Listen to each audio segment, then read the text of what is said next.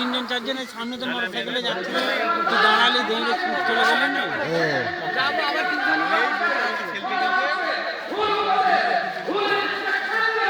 চলে যাচ্ছিস? হ্যাঁ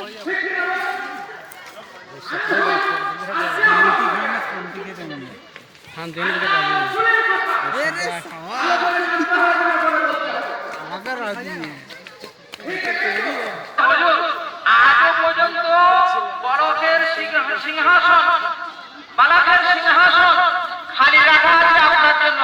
আপনি চলুন।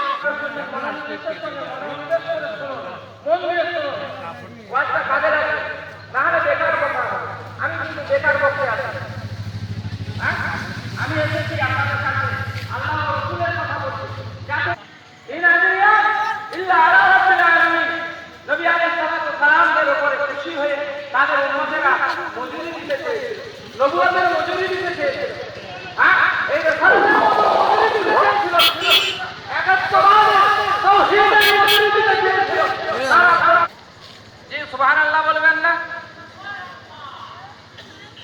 ওয়াজ খালেস মুখলেস ভাবে করতে হয়, রিয়া অহংকারের জন্য নয়। লোকে আমার নাম করবে, এটা আল্লাহর দরবারে বরবাদ হয়ে যাবে, কোনো কাজে লাগবে না।